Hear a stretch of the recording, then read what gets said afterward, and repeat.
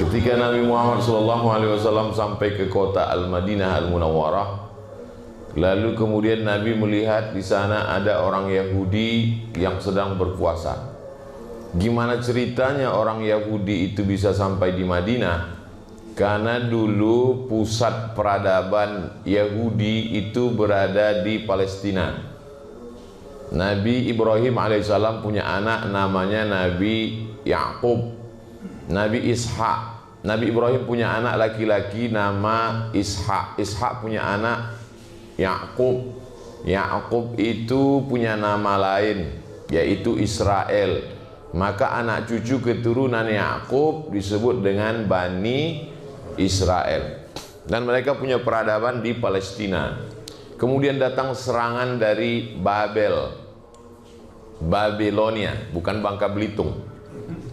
Datang serangan dari Babel, Raja Nebukadnezar. Maka hancur leburlah kerajaan Israel ini, dan sebagiannya lari pontang-panting sampai ke kota Makkah Al-Mukarramah, sampai ke kota Al-Madinah.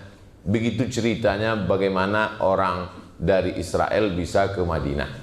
Lalu kemudian di Madinah ini mereka membuat beberapa komunitas. Di antara komunitas yang besar Bani Nadir, Bani Quraizah, Bani Qainuqa.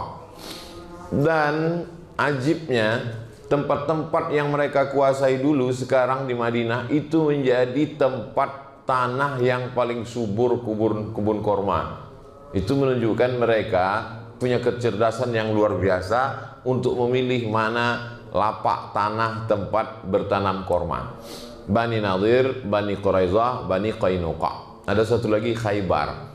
Lalu kemudian ketika Nabi dan sahabat sampai ke kota Al-Madinah Al-Munawwarah, Nabi melihat mereka sedang melaksanakan puasa. Nabi bertanya, "Mahadza? Ada apa ini? Kok kalian tidak makan, tidak minum?" Waktu itu puasa Ramadan belum ada, karena puasa Ramadan baru diwajibkan tahun kedua setelah Nabi di Madinah. Nabi bertanya, "Ini ada apa? Kenapa kalian puasa hari ini?" Mereka menjawab, "Hadza yaumun salihun." Ini hari yang baik. Najjallahu fihi Musa wa aghraqa fihi Fir'aun. Hari ini Allah menyelamatkan Nabi Musa, dan hari ini Allah menenggelamkan Fir'aun. Maka mereka melaksanakan puasa syukran lillah, sebagai ungkapan syukur kepada Allah karena Allah sudah menenggelamkan orang yang zalim dan menyelamatkan orang yang soleh. Apa pelajaran dari sini? Bahwa ketika dalam keadaan sulit sekalipun, ibadah tidak boleh tinggal. Ini kan ceritanya baru hijrah, meninggalkan kampung halaman, tinggal keluarga, tinggal harta benda, menempuh jalan yang panjang 8 hari 8 malam naik onta. Waktu itu dalam kesulitan ekonomi, sedang krisis, tapi tetap beribadah. Ini sekarang banyak orang, sebenarnya saya mau puasa nih Pak Ustadz, mau beribadah. Terus kenapa nggak puasa? Hati saya sedang galau. Justru sedang susah, itulah kita banyak-banyak beribadah. Karena Allah berjanji, "Falyabudu rabb hadzal bait." Banyak-banyaklah kamu beribadah kepada Allah. Kalau kamu banyak beribadah, Allah berjanji dua. At'amahum min ju'. Kalau kamu lapar, kamu dikasih makan. Wa amanahum min khauf. Kalau kamu ada rasa takut, rasa cemas, rasa ngeri, maka Allah akan ganti ketakutan kamu itu dengan amanahum, rasa aman, rasa tentram. Maka rasa cemas terhadap COVID-19, rasa khawatir terhadap virus tidak bisa ditenangkan oleh masker, hand sanitizer, dan lain sebagainya.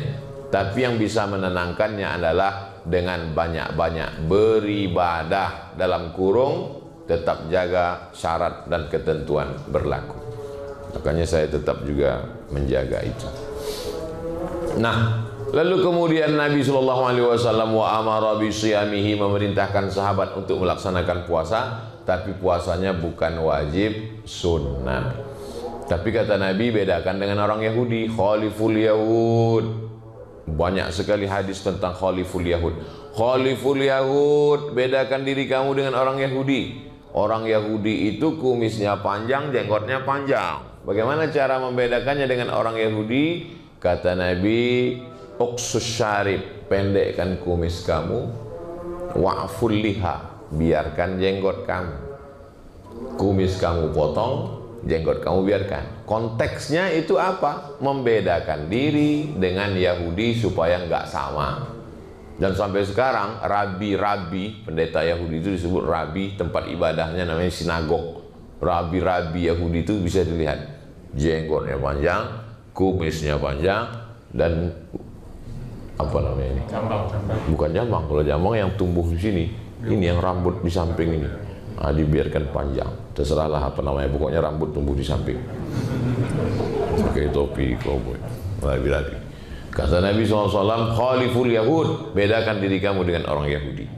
Lalu kemudian orang Yahudi dulu itu kalau puasanya cuman 1 hari saja, pas tanggal 10 saja. Maka kata Nabi, khaliful Yahud, bedakan diri kamu dengan orang Yahudi, sumu yauman qablahu wa yauman ba'dahu. Puasa 1 hari sebelumnya dan sehari setelahnya. Puasa sebelumnya tanggal 9. Tanggal 9 itu bahasa Arabnya tis'a, disebut dengan tasu'a. Tanggal 10 itu asyarah, 10, disebut dengan asyura. Maka afdal 9, 10, 11, 3 hari afdal. Tapi kalau tidak sanggup 9, 10 saja. Gimana Pak Ustadz kalau saya tanggal 10 saja? Ya nggak apa-apa. Tapi sama-sama dengan Yahudi sudah melaksanakan puasa. Perintah membedakan diri itu anjuran. Anda tidak bisa juga. Tanggal 10 pun nggak bisa juga, banyak ibadah yang lain. Bisa sedekah, bisa tasbih, bisa solawat, bisa zikir. Jangan membatasi kebaikan hanya dengan 1 pintu saja. Sama seperti musola kita, banyak pintu. Bahkan bingung saya mana pintu, mana jendela. Bisa dipakai semuanya untuk masuk. Udkhulu min abwabin mutafarriqah. Masuklah kamu dalam kebaikan itu dari pintu-pintu yang banyak. Jangan batasi hanya dari pintu puasa saja. Ibu yang sedang hamil, mengandung, menyusukan anak, lalu kemudian orang tua renta yang sakit, mah akut, nggak bisa puasa, jangan bersedih hati. Inna iddatash syuhuri indallahi 12 syahran fi kitabillah. Allah menetapkan ada 12 bulan. Yauma khalaqas samawati wal ard. Ketika Allah menciptakan langit dan bumi, Allah sudah tetapkan 12 bulan. Minha arba'atun hurum. Ada 4 bulan yang mulia. Zulqa'dah, Zulhijjah, Muharram. Satu lagi terpisah. Thalathun mutawaliyatun. 3 bulan berturut-turut. Zulqa'dah, Zulhijjah, Muharram. Tapi ada satu yang terpisah, ma baina Jumada wa Sya'ban.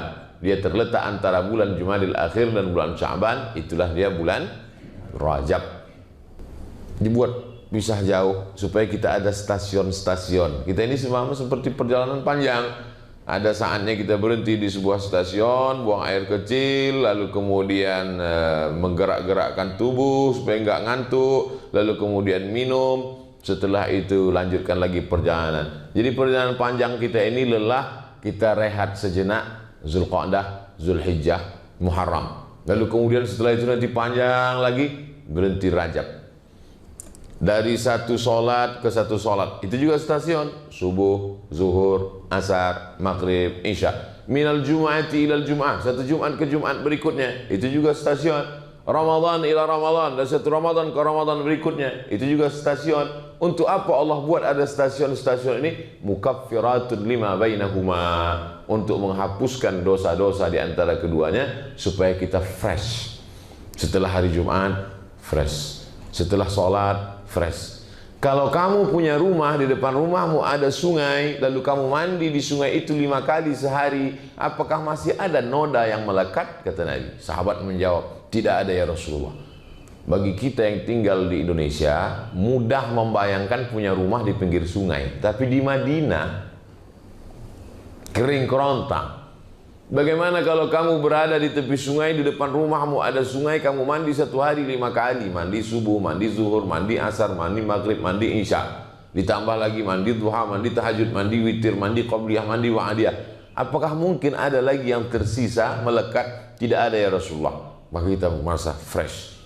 Kita ini orang yang banyak silap, banyak dosa, banyak salah. Begitu air kita masukkan ke mulut, kumur-kumur, fresh.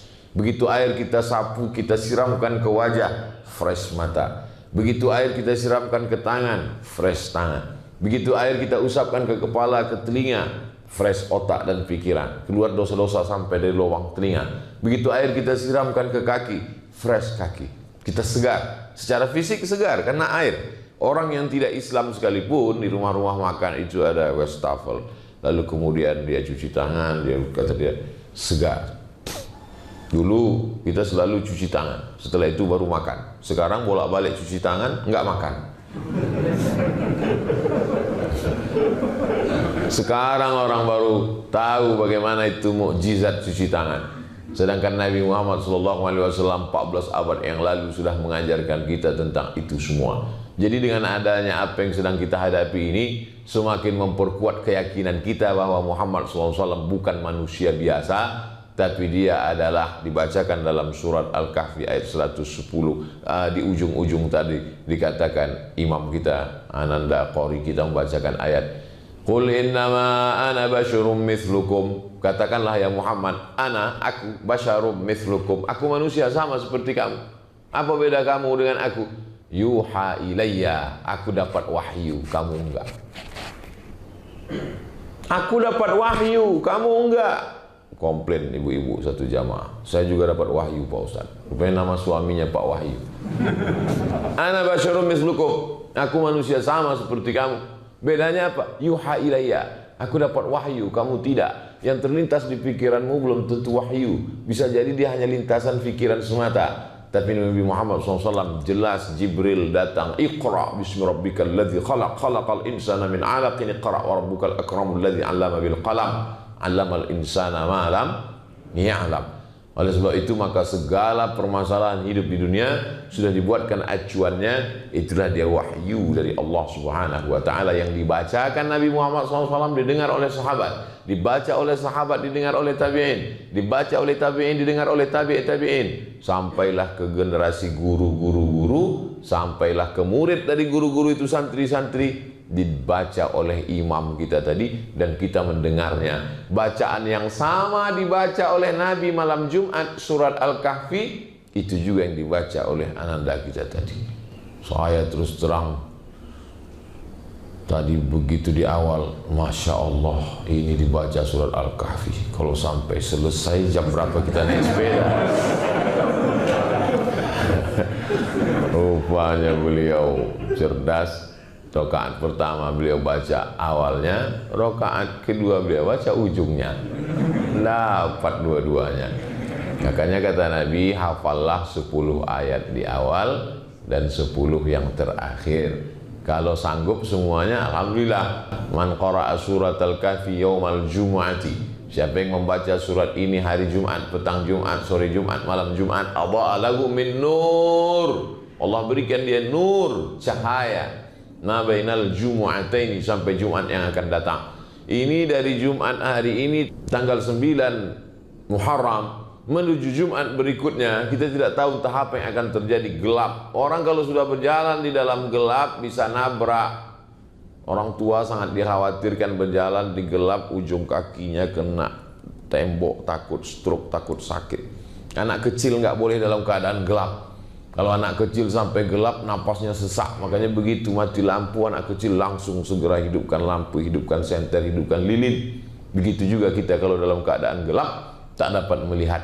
Oleh sebab itu bagaimana cara menghilangkan kegelapan ini? Nur. Makanya di antara doa solat tahajud, Allahumma ja'al fi qalbi nura, wa fi sam'i nura, wa fi basari nura, wa an yamini nura, wa an yasari nura, wa an amami nura, wa min khalfi nura, wa min fawqi nura, wa min tahti nura, waj'al li nura. Kita bisa pandang memandang, kita bisa tersenyum walaupun nggak kelihatan.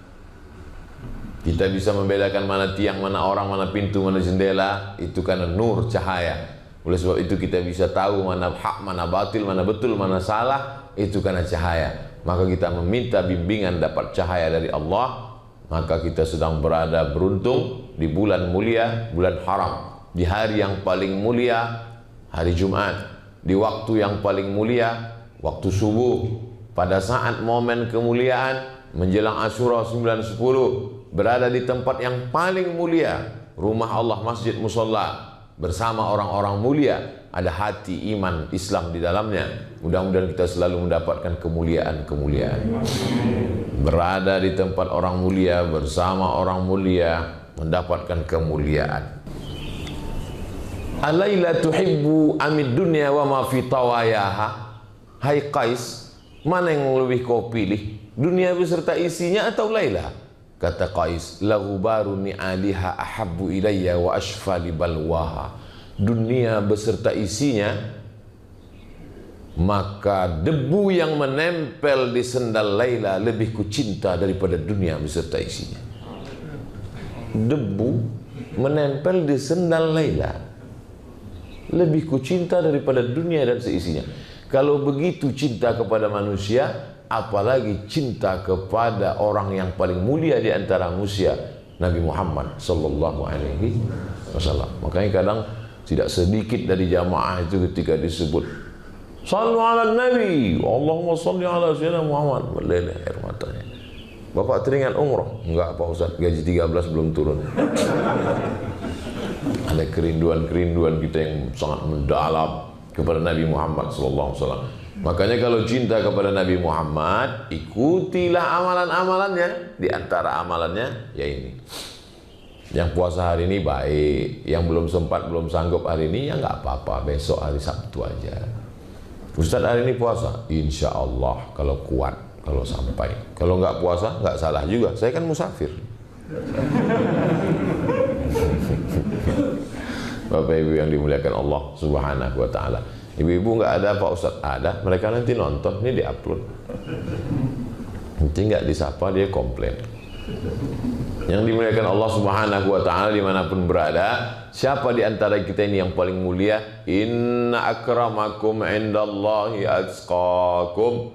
Yang paling mulia adalah yang paling takwa, paling takut kepada Allah. Dalam puasa itu kita dididik betul-betul takut. Makanya paling tidak kita puasa 3 hari, 13, 14, 15. Sanggup lebih banyak daripada 3 hari, 8 hari, Senin, Kamis, Senin, Kamis, Senin, Kamis. Sanggup lagi lebih banyak daripada 8 hari, 15 hari. 1, 3, 5, 7, 9, 11. Yasumu yauman, puasa 1 hari, wa yuftiru yauman, makan 1 hari, puasa 1 hari. Sanggup lagi lebih daripada 15 hari.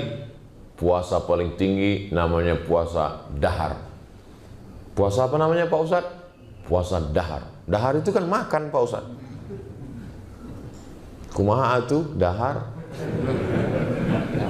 Dahar artinya sepanjang masa. Di antara sahabat Nabi yang puasa sepanjang masa, Abdullah bin Umar bin Khattab, anak Umar bin Khattab. Itu puasanya sepanjang masa. Di antara sahabat Nabi yang panjang puasa sepanjang masa adalah Sayyidah Aisyah, istri Nabi SAW. Setelah Nabi meninggal, Aisyah puasa sepanjang masa. Ikhtilaf di antara ulama. Ada yang mengatakan membolehkan puasa sepanjang masa, ada yang mengatakan nggak boleh. Tapi setelah diteliti, yang mengatakan boleh puasa sepanjang masa kalau tidak ada menimbulkan mudarat, halangan. Seperti Sayyidah Aisyah. Nabi sudah meninggal, dia tidak ada anak, dia tidak ada tanggungan. Dia hidupnya untuk beribadah sepanjang masa sampai meninggal di dunia puasa. Malam tetap dia makan. Yang tidak boleh itu puasa wisol. Wisol itu nyambung dari mulai sahur ini sampai sore nanti, sampai malamnya, sampai besok. Kebanyakan orang yang puasa begitu bukan la'allakum tattaqun, tapi karena mau nuntut ilmu kebal jalan di atas air. Itu apalagi jalan di atas air, jembatan banyak. Ayak-ayak wae atuh. Oleh sebab itu kita ini adalah agama yang mengajarkan rasionalitas. Kita berpikir itu untuk apa? Kalau hanya untuk kegaguman orang, banyak cara lain supaya orang kagum. Buatlah sesuatu yang ketika kau mati, maka dia menjadi tinggal yang bermanfaat buat orang banyak. Terus ente jalan di atas air, apa manfaatnya? Selesai, habis, tamat. Oleh sebab itu maka dalam Islam kita diajarkan, buatlah sesuatu yang kira-kira bermanfaat buat orang banyak. Siapa yang paling berguna dalam hidup ini? Anfa'uhum linnas, yang paling bermanfaat buat orang banyak. Ana wa kafilul yatim kahataini fil jannah. Aku dengan orang yang menyantuni anak yatim seperti ini nanti di dalam surga. Seperti ini kata Nabi. Lalu kemudian Nabi menunjukkan dua jari, as-sabbabatu telunjuk, wal wusta, wa farraja bainahuma, dia jarangkan antara keduanya. Sejarang-jarang-jarangnya paling jauh segini. Begitulah jarak kita dengan Nabi Muhammad SAW. Mudah-mudahan kita dekat jaraknya seperti ini dengan Nabi Muhammad SAW.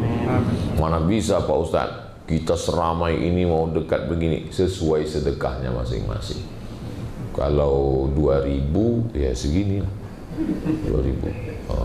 Skala seperti di peta itu, skala 3 km. Itu sesuai skala. Tapi kalau orang-orang yang bersedekah membangun 100 masjid, itu di Sulawesi ada orang kaya bangun 100 masjid. Kemarin saya ketemu lagi di Medan, Ustaz doakan tanah saya laku, insya Allah Pak Haji, saya punya program bangun 99 masjid Pak Ustaz, membangun pondok pesantren gratis. Saya pergi lagi di Kalimantan, itu dia punya 1.700 anak yatim, itu 3 tahun yang lalu. 1 bulan saya dibawa ke dapur melihat telur ayam hampir 1 kontainer, tukang masak 20. Wah, ayam ngelihatnya aja kenyang. Jadi makan. Saya tanya, ini biaya makannya berapa sebulan Pak Haji? 800 Pak Ustaz. 800 apa? 800 juta. Yang nanggung berapa orang Pak? Hehehe, saya sendiri. Luar biasa. Masya Allah. Inilah yang orang dekat dengan anak yatim. Kita ya sadar-sadar aja lah. Tapi kita mesti punya cita-cita yang luar biasa. Nah, bulan-bulan Muharram, bulan mulia, ini juga bulan mendekatkan diri kepada Allah Subhanahu wa Ta'ala. Bulan yang lain kita dekat, tapi khusus di bulan sama seperti bapak ibu sayang kepada anaknya. Tapi pada saat ada momen-momen penting, sesuatu hari-hari mengenang mereka, itu lebih sayang lagi. Pada hari pembagian rapor, itu masih, zaman sekarang anak-anak masih ada pembagian rapor. Mana tahu semuanya online kan? Sekarang online. Ujian online, rapor online, ilmu pun online. Mati laptop, hilang ilmu. Mati HP, lost contact. Oleh sebab itu maka ini adalah kebaikan-kebaikan. Mudah-mudahan kita senantiasa istiqomah dalam jalan la ilaha illallah Muhammadur Rasulullah sallallahu alaihi wasallam. Di akhir majlis mari kita berdoa kepada Allah. Ala hazihi niyah al-Fatihah.